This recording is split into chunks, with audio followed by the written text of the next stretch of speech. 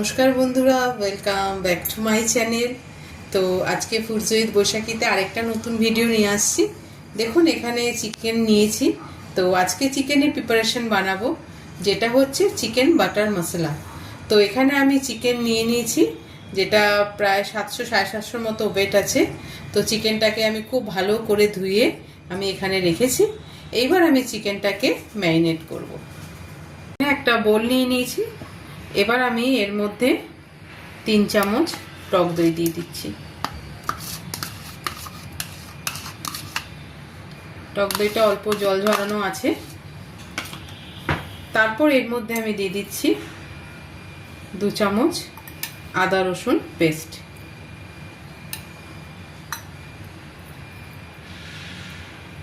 এর মধ্যে একে একে আমি শুকনো মশলাগুলো দিয়ে দিচ্ছি।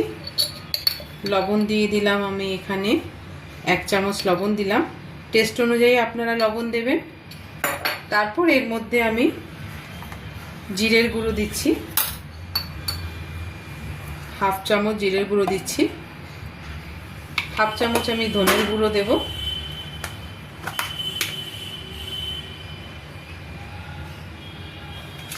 হাফ চামচ আমি কাশ্মীরি লঙ্কার গুঁড়ো দিচ্ছি।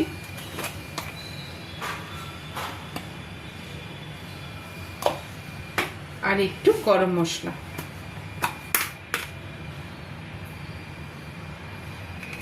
এবার এই মশলাটাকে আমি ভালো করে মাখিয়ে নেব।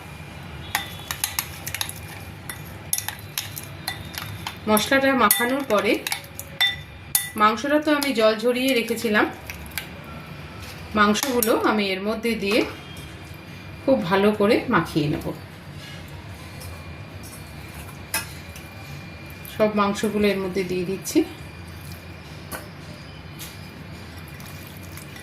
খুব ভালো করে প্রত্যেকটা মাংসের গায়ে এই মশলাটা যাতে লাগে সেইভাবে খুব ভালো করে মাখবো।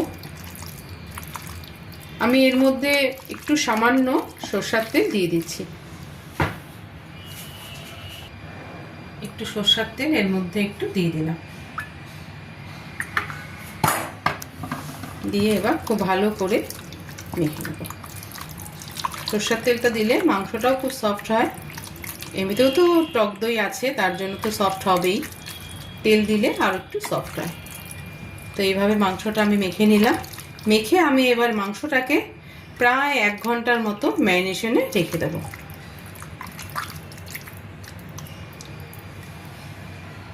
তো এবার আমি মাংসের গ্রেভিটা বানাবো।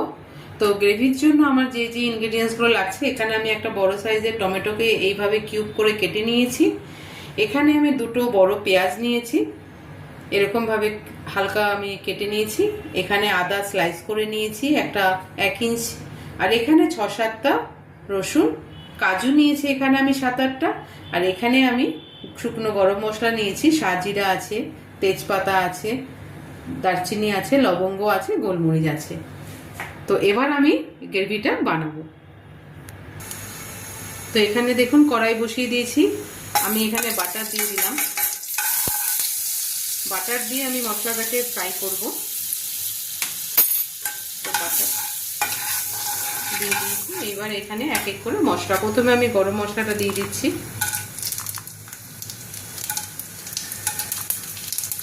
তারপরে কাজু দিয়ে দিলাম।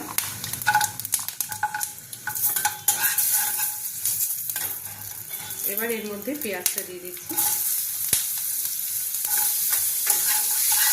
এক এক করে মশলাগুলো সব দিয়ে দেবো।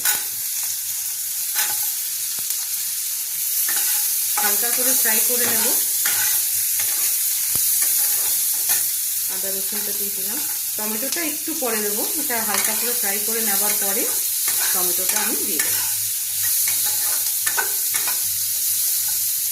ফ্রাই করবার সময় আমি একটু লবণ দিয়ে দেবো এর মধ্যে।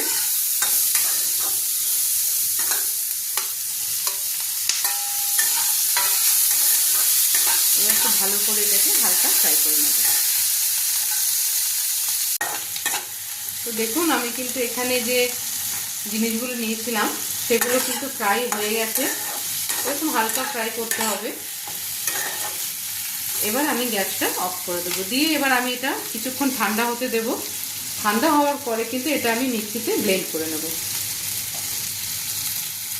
তো এখানে মাংস 1 ঘন্টা আমি ম্যারিনেশনে রেখেছিলাম, তো মাংস ম্যারিনেট হয়ে গেছে। এবার আমি মাংসগুলোকে ফ্রাই করে নেব। তো এখানে কড়াই বসিয়ে দিয়েছি, চিকেনগুলো ফ্রাই করব। একটু তেল দিয়ে দিচ্ছিলাম আমি, সাদা তেল, আর ম্যাক্সিমামটাই বাটার দিয়েছি। বাটার দিয়ে কিন্তু আমি মাংসের পিসগুলোকে সব ফ্রাই করব। খুবই ভালো লাগে খেতে, বাটারের তো আলাদাই একটা ফ্লেভার। তো এবার আমি এর মধ্যে বাটারটা পুরো মেল্ট হয়ে যাক, পিসগুলোকে এবার এক এক করে নিয়ে ফ্রাই করে নেব।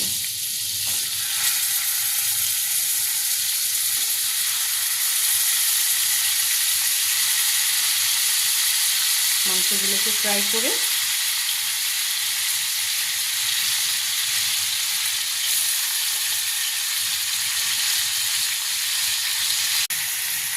দেখুন এইভাবে ফ্রাই করতে হবে। আমি কিন্তু আরেকটু লালচে করব।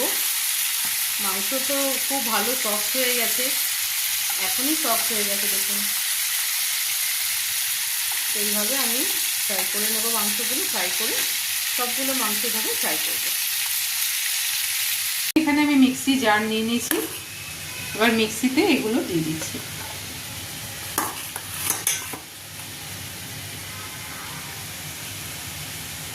দিয়ে এটাকে খুব ভালো করে পেস্ট করে নেব। এইভাবে সব মশলাটা আমি দিয়ে দেবো। তো এখানে এবার গ্রেভিটা আমি তৈরি করব। কড়াই বসিয়ে দিয়েছি, কড়াইতে খুব সামান্য একটু সাদা তেল দিলাম। এবার এর মধ্যে বাটারটা দিয়ে দিচ্ছি।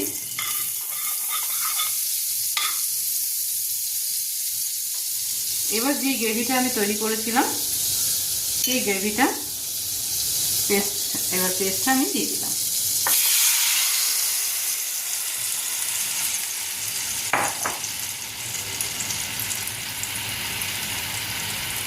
এবার আমি একটু নাড়াচাড়া দেবো, খুব ভালো করে এটাকে একটু নাড়াচাড়া দিয়ে এর মধ্যে আমি নুন দেব, আর খুব সামান্য একটু হলুদ দেব, খুবই সামান্য।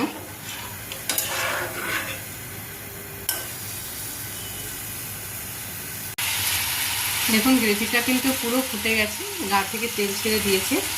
আমি এর মধ্যে খুব সামান্য একটু লবণ, মিষ্টি দিয়ে দিলাম, খুব সামান্য একটু চিনি দিয়ে দিলাম।